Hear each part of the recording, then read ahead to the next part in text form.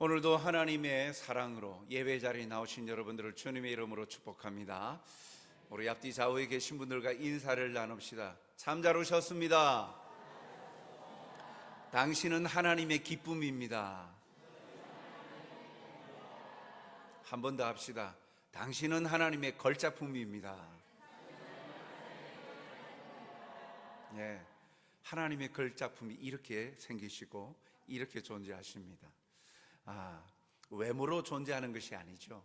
외모의 가치로 사람을 평가하는 것, 그건 세상의 경제적인 가치, 브랜드 가치라고 이야기를 하지만 그렇지 않습니다. 우리는 존재 그 자체가 보배롭고 가치로운 존재입니다. 하나님께서 우리를 위해 전부를 내어주셨기 때문이죠.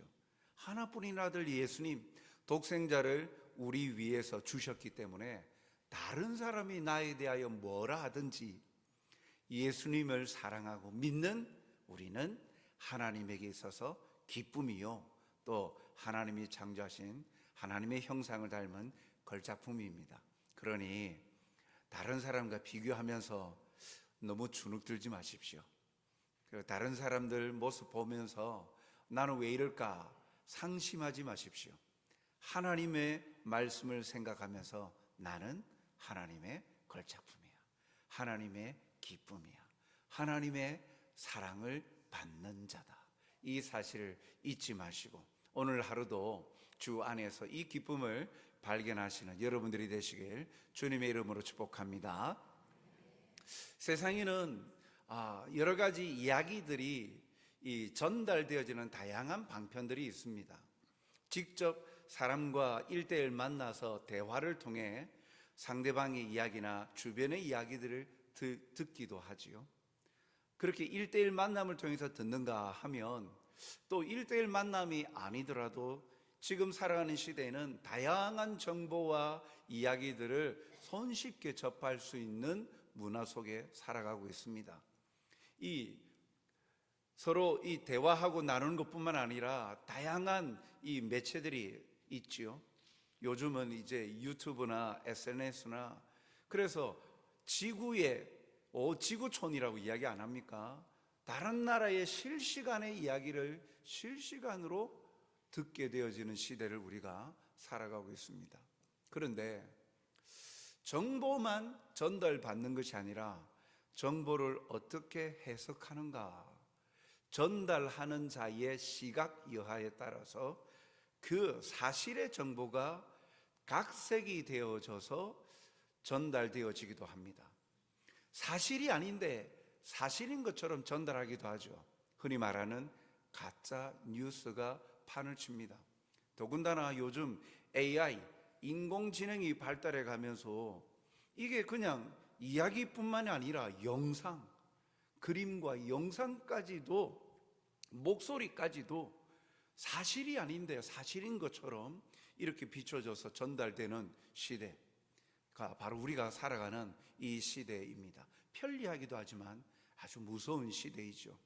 예전에는 이 증권가에 떠도는 찌라시라는 이 정보지를 통해서 이 가짜 소문들, 또 여론 형성하는 이야기들이 참 많았지만 요즘은 이 유튜브를 통해서 굉장히 많은 것들이 이 정보가 나오는데 가짜 뉴스들이 얼마나 많습니까?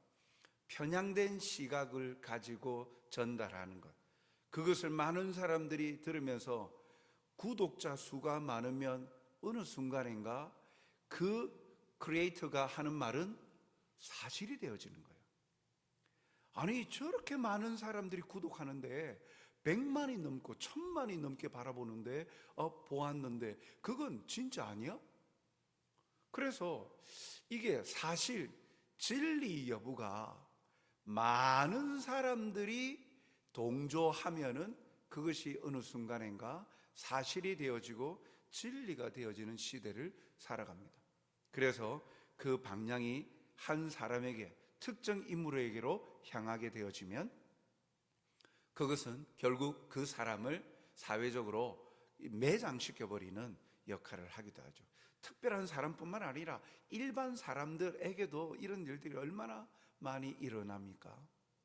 오늘 우리가 본문에 보고자 하는 이 느헤미야도 그때 당시의 주변의 대적들로부터 여러 가지 소문, 이 가짜 뉴스, 가짜 소문의 몸살을 앓습니다. 그런 상황에서 그가 어떻게 견뎌내었고 대응하였는가 하는 것들을 바라보면서 내 의지와는 상관없이 우리가 살아가는 이 시대에 이러한 여러 안 좋은 소문이나 잘못되어진 뉴스나 가짜 뉴스 여러 가지 상황들 속에 우리가 어떻게 마음을 정하고 좀 살아가야 될까 하는 것을 함께 발견하는 시간이 되었으면 좋겠습니다.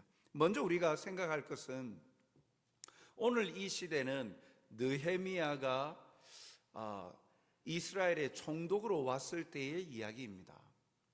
이스라엘이 어떤 상태냐? 이스라엘은 바벨론에 의해서 포로로 잡혀가고 70년 동안 살다가 다시 고국으로 돌아왔어요. 그러니까 전쟁의 폐허가 되어진 땅에서 살지요. 그런데 이 예루살렘 성벽이 다 허물어져 있는 거예요.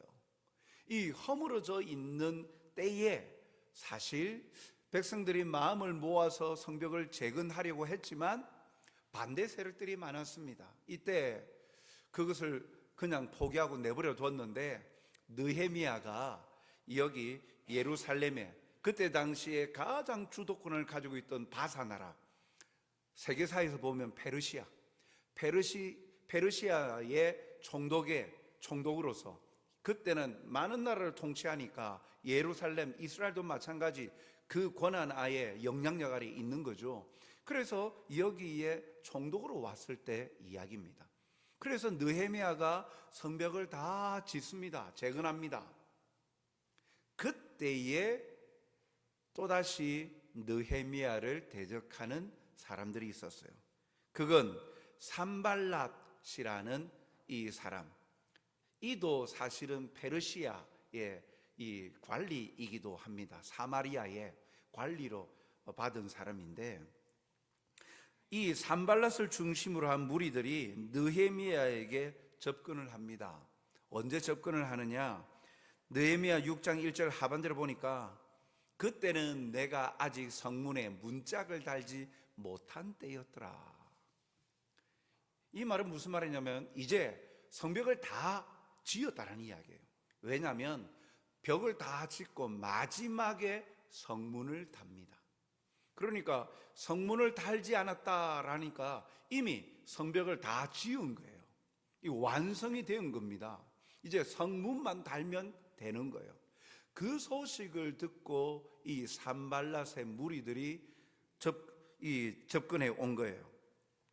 접근의 의도는 배 아픈 것이죠. 이 느헤미야를 시기 질투하는 것이고, 최초 성벽을 지으려고 할 때 사마리아 사람, 이 산발랏의 무리들을 느헤미야는 거절했거든요.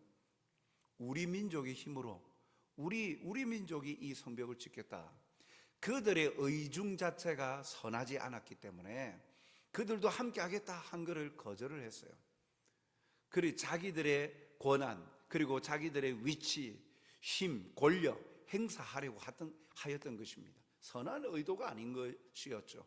그래서 거절하였는데 여러 번에 의해서 거절당하고 있다가 이제 다 지었다 하니까 가만히 또 못 있는 거예요. 또다시 와서 느헤미야와 예루살렘, 이 이스라엘이 잘 되는 걸 꼴을 못 보겠는 거예요. 그래서 무너뜨리려고 이 접근해 온 것입니다. 2절 하반절에 보니까 실상은 나를 해하고자 함이었더라. 이야기 한번 해보자, 대화를 한번 해보자, 의논해보자, 건전한 회의를 통하여서 우리가 함께 상생하는 방법을 한번 만들어보자 라고 제안을 하지만 그 의중은 해하고자 함이라. 느헤미야를 무너뜨리려고 하는 의중이었어요. 사실 이 공사가 마무리되어지기까지 어려움이 많았습니다.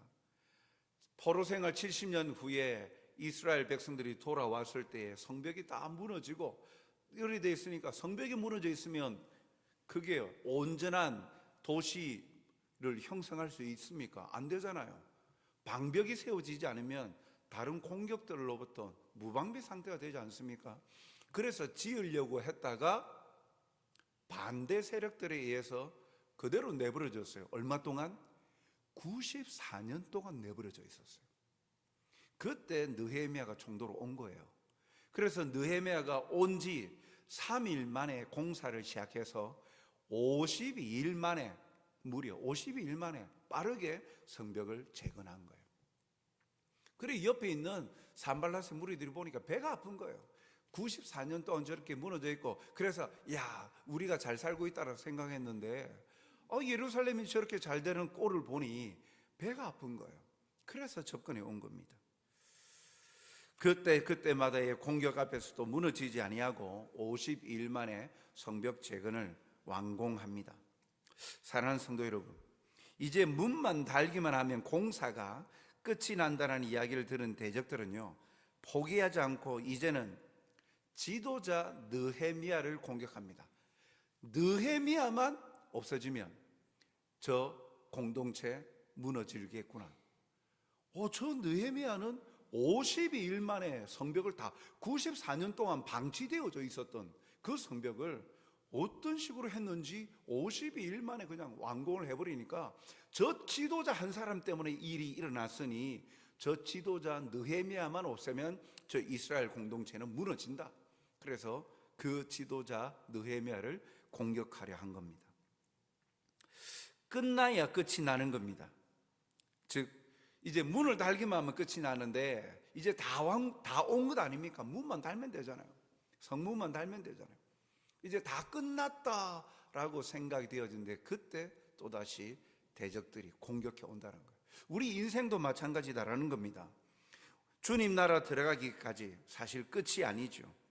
긴장의 끈을 놓지 말아야 될 이유가 바로 여기에 있는 거예요. 신앙생활하면서 참 재미를 느끼고 신앙이 이런 것이구나, 믿음 생활이 이런 것이구나, 참 너무 기쁘다, 행복하다, 이럴 때 사탄 마귀가 틈들어서 그것을 무너뜨리고 공격하는 거예요. 지금 같으면 이것이 천국이야 맛보고 이렇게 좋아라 할 때 경계심을 늦추면 그때 또다시 무너지게 만드는 대적들이 있다라는 거예요. 베드로전서에는 뭐라고 말합니까? 그러한 대적들이 우는 사자까지 삼킬 자를 두루 찾아 헤매인다. 배고픈 사자가 먹이를 찾아 헤매이듯이 사탄은 항상 그 공격 대상을 살펴보고 있다라는 거예요. 그러니까 주님 나라, 주님이 머무시는 곳, 주님의 나라 들어가기까지는 우리가 안전하지 않다. 경계심을 놓지 말아야 하는 거예요. 깨어있는 자로 살아가야 되는 거예요. 그래서 악한 자는 때를 가리지 않고 다 끝났다 싶을 때에도 공격합니다. 둘째로 악한 자는요, 다양한 방법으로 공격합니다. 한 가지 단순한 방법으로 공격해 오지 않습니다. 여기 보면 느헤미야에 대해서 이 산발랏 무리들이 6번에 걸쳐서 공격해 옵니다. 첫 번째 음모는요, 대화를 요청하죠. 2절에 보면 산발랏과 게셈이 내게 사람을 보내어 이르기를 오라, 우리가 어느 평지 한 촌에서 서로 만나자 하니 실상은 나를 해하고자 함이었더라. 처음에는 대화를 요청합니다. 대화를 요청하면서 한번 의논하자, 그 장소를 제안을 해요. 그 장소가 오노라는 그곳, 오노라는 평지 한 촌에서 만나자 그랬어요. 여기가 어디냐? 산발랏이 살고 있는 사마리아와 지금 이 느헤미야가 있는 예루살렘과의 거리적으로 볼 때 중간 지역이에요. 여러분, 이 제안 들어보면 좀 합리적이지 않습니까? 타당성이 있잖아요. 우리 마을로 와라, 사마리아로 와라, 내가 의논해 보겠다, 같이 한번 이야기해 보자, 그런 것이 아니라 서로 이제 합의를 합리적으로 우리 중간쯤 지대에서 만나자, 그래서 이야기하자 라고 제안을 한 거예요. 이 제안을 4번씩이나 합니다. 4번씩이나. 논리적인 설득력이 보이는 합당한 장소로 비춰지지만, 그러나 원래 의도는 이곳에 매복하였다가 느헤미야를 죽이려고 하는 계획이었죠. 이러한 음모를 4번이나 대화를 요청하면서, 처음에는 젠틀하죠, 신사적이죠. 우리 한번 이야기 한번 하자, 회담 한번 하자. 우리가 뭐 그래도 이야기를 먼저 풀어보면서 서로가 이 이야기도 해보고 저 이야기도 해보고 서로 마음을 터놓고 한번 이야기해보자. 이렇게 대화를 요청하는 거예요. 모양새는 보기 좋죠. 그러나 그 속에는 음모가 담겨져 있었어요. 두 번째 음모는 무엇이냐 하면 6장 5절에 보니까 산발랏이 다섯 번째는 그 네 번 동안 대여자를 했고 그것이 이제 안 되니까 다섯 번째는 그 종자의 손에 봉하지 않은 편지를 들려 내게 보냈는데, 봉하지 않은 편지를 산발랏의 부하를 통해서 보냈다. 옛날에는 뭐 우리도 편지 보내면 어떻게 합니까? 딱풀이나 풀로 이렇게 봉인을 딱 해가지고 닫아서 그렇게 편지 보내지 않습니까? 이때 당시에도요, 밀랍으로 해가지고, 그러니까 초 같은 거 있죠, 녹여서 이렇게 끈적끈적할 때에 그걸 딱 찍어서 이게 뜯어졌는지 안 뜯어졌는지 밀봉 상태로 이렇게 원래는 편지를 보내요. 그런데 밀봉되지 않은 편지를 보내는 거예요. 왜요? 여론전을 펼치는 거예요. 거짓된 소문을 퍼뜨리려고 하는 거예요. 즉, 이 밀봉이 안 되니까 그 안에 편지 내용이 보여질까요? 다른 사람들에게 읽어보잖아요. 그러면 다른 사람들에게 입소문을 타게 만드는 거예요. 그 내용이 무엇이냐? 그 편지의 내용은요, 느헤미야가 왕이 되어야 한다. 왕이 되어서 바사 나라를 대적하는 대역죄를 짓는다. 지금 이스라엘은요, 왕이 없습니다. 왕이 없고 지금 이 페르시아 바사 나라의 속국으로 통치권 아래에 있어요. 그래서 여기 왕은 오직 이 페르시아 왕, 아닥사스다 왕, 바사 왕이었던 아닥사스다 왕뿐이에요. 그런데 이 아닥사스다 왕의 부하, 신하였던 예루살렘에 나와 있는 느헤미야, 이 총독이 자기 나라에서, 자기 고국에서 왕이 되려고 한다, 이 소문을 퍼뜨려 가지고 왕의 귀에 들어가게 하려고 한 것이죠. 그래서 그것을 뒷받침하기 위해서 이방 나라 중에 여러 소문이 회자되고 있다. 그 편지 내용에 그런 이 소문이 소문으로 끝나지 않았다. 그리고 거기 권위 있는 자, 가스무라는 지도자도 이런 말을 했다, 사실이다 라고 하면서 그 내용을 적어가지고 편지를 보내고 있는 거예요. 거짓이죠. 사실 무근이죠. 이것을 통해서 이런 소문이 알려지게 되어지면 한마디로 여론을 형성하여서 느헤미야를 큰 공경에 빠뜨리게 합니다. 소환당하는 거예요. 그러면 왕에게 소환당하고 페르시아로 가야 되는 거예요. 이런 음모를 펼치는 거예요. 이제 대화하자 안 되니까 가짜 소문 내가지고 여론을 형성해서 압박을 해가는 거예요. 자기를 만나지 않으면 안 되게끔. 그래야 만나러 왔을 때 죽이려고 하는 거예요. 세 번째 음모는 뭐냐면 거짓된 예언입니다. 6장 10절에 보면 이후에 무헷 다벨의 손자 들라야의 아들 스마야가 두문불출하기로 내가 그 집에 가니 그가 이르기를 그들이 너를 죽이러 올 터이니 우리가 하나님의 전으로 가서 외소 안에 머물고 그 문을 닫자. 저들이 반드시 밤에 와서 너를 죽이리라 하기로. 이게 무슨 말이냐면 스마야라는 사람이 있어요. 스마야는 여기에 성전에 들어가고 성소에 들어가는 거 보니까 제사장에 해당되는 사람인 것 같아요. 그런데 제사장이고 성전에 들어가니까 이 사람은 페르시아 사람이 아니라 이스라엘 사람이죠. 그런데 이 제사장이었던 스마야가 제사 드리러 나와야 되는데 안 나오는 거예요.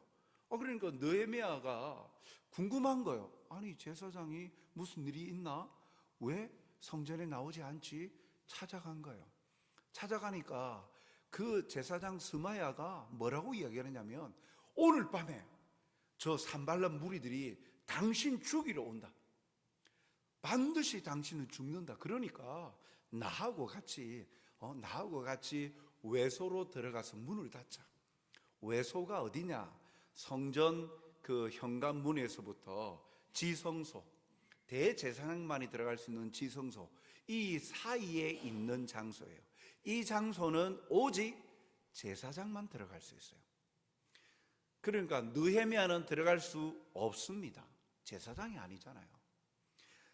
제사장이 아닌 자가 이 침범을 하게 되어지면 심각한 죄를 짓는 거예요. 그러면 느헤미야가 타격을 입는 거죠.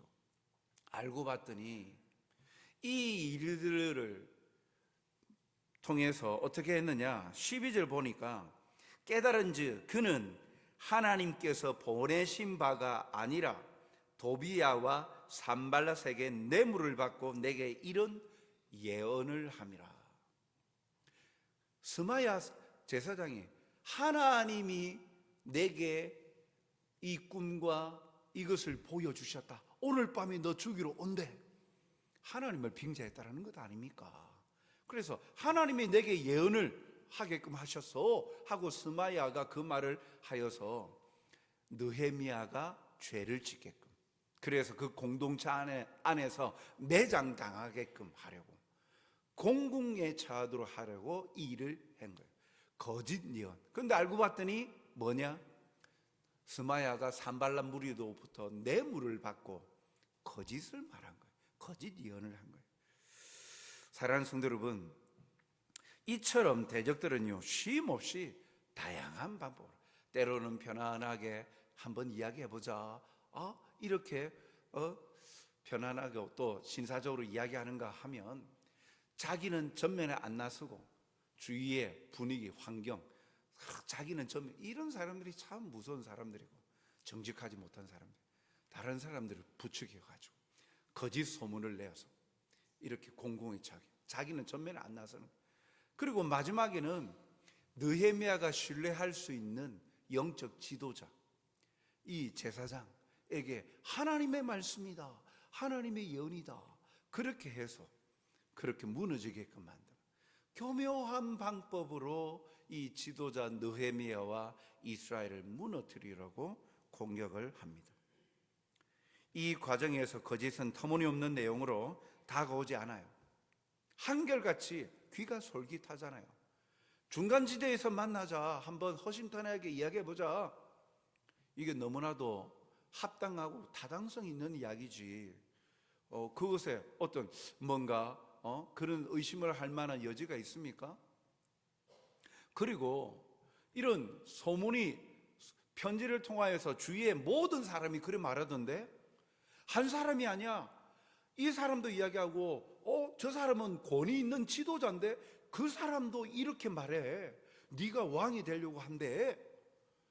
이런 소문을 펼쳐버리면, 한 사람이 아니라 여러 사람이 하는 말이 되어지면 그게 사실로 바뀌어버리는 거예요.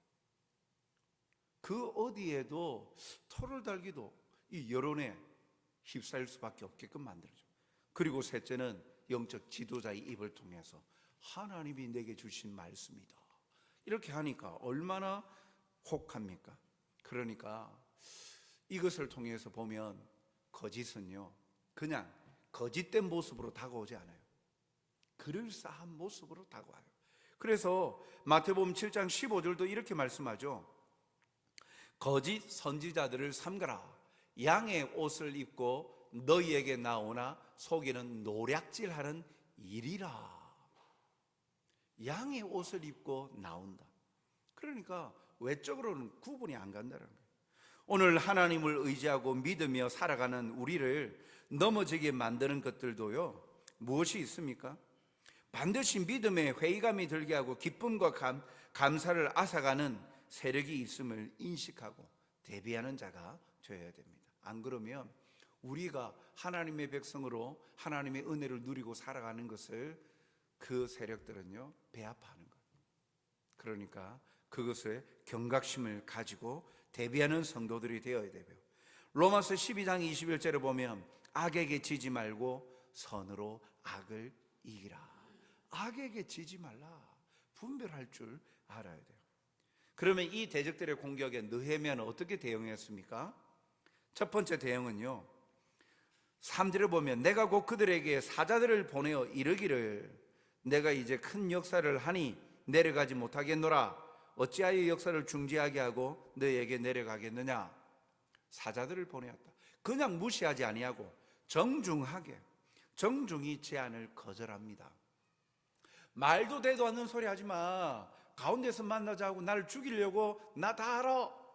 그럼 무시해버린 게 아니라 느헤미야는 격식은 차려 정중하게 그 제안에 대해서 거절합니다. 4번씩이나 그렇게 거절하죠. 그리고 두 번째 대응은요, 가짜 소문을 내고 헛소문을 내어서 여론전을 형성하는 그에 대해서는 어떻게 대응을 합니까?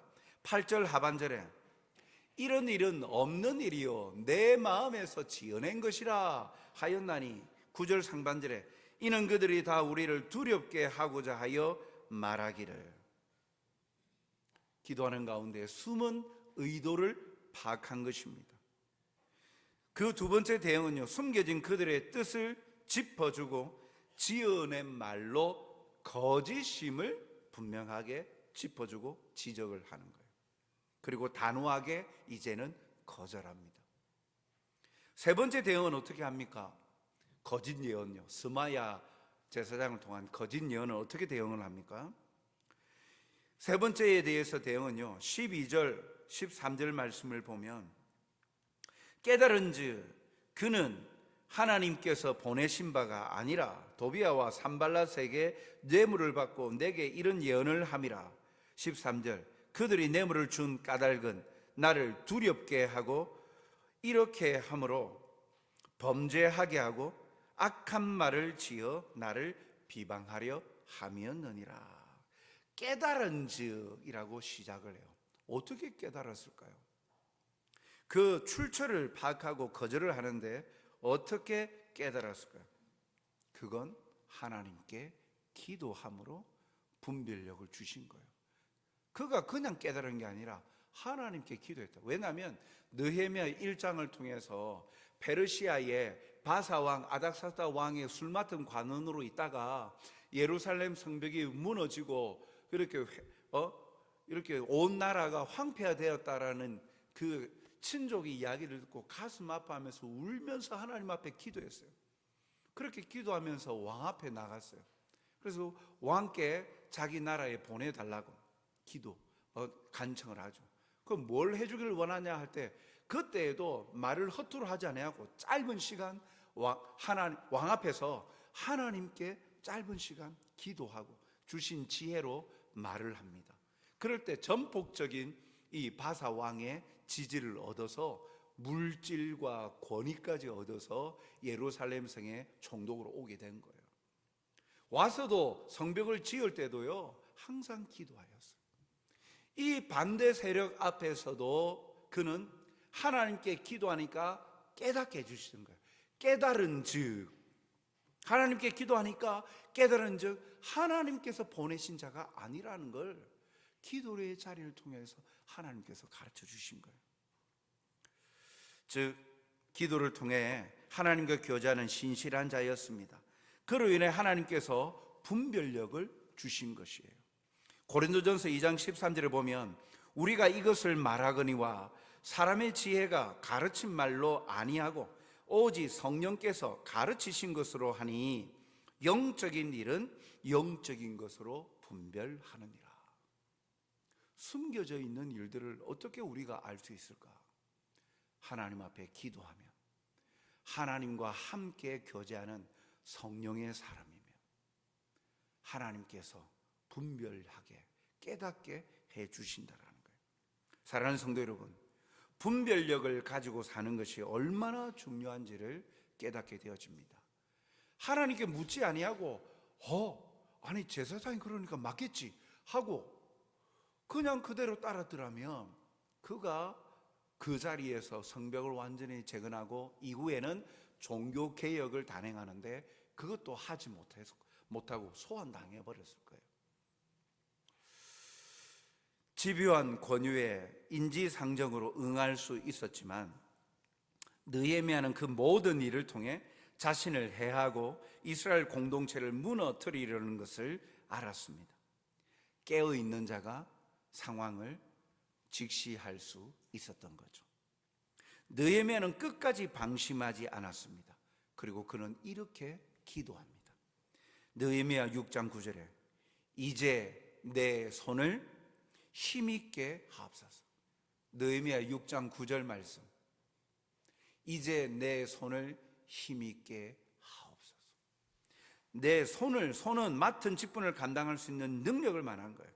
끊임없이 그는 하나님께 능력과 지혜를 구하고 있는 거예요. 이것이 내 힘으로 되는 것이 아닙니다. 하나님, 이 모든 상황 판단력이 나에게 있는 것이 아닙니다. 이것을 분별할 수 있는 지혜를 주시옵소서. 그가 많은 도전과 유혹에 넘어가지 않았던 것은 확실한 사명감과 하나님 말씀에 대한 두려움, 깨끗한 양심을 가지고 있었고 하나님과 교제하는 자였기 때문이에요. 하나님께 기도하고 교제함을 통하여서 분별력을 얻게 되어진 것이죠. 솔로몬도 보십시오.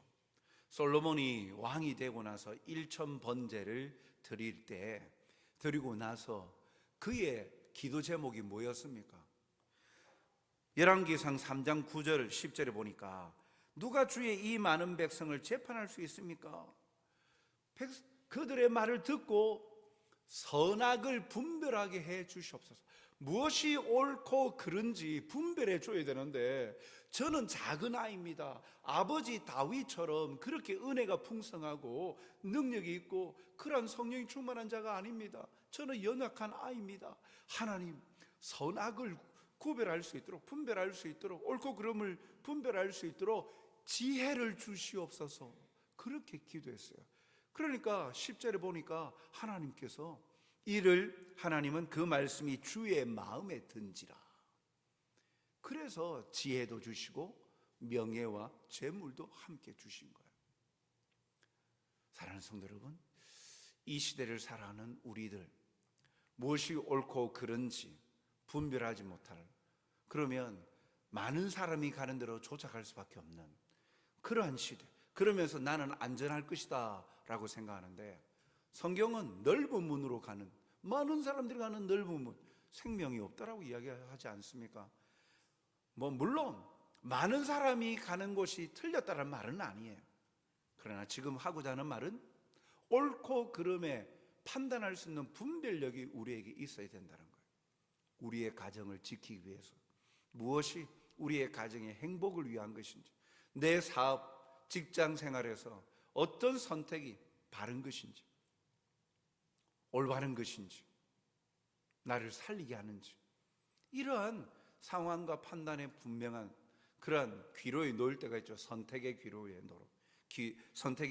놓여 있을 때가 있지 않습니까? 그뿐만 아니라 나를 공격해 오는 자들이 있을 때, 그런 상황에서 어떻게 그것이 옳은 것인지를 분별해낼 수 있는 것, 그건 오직 하나님께서 주시는 분별력을 얻어야만 가능한 것 아닙니까?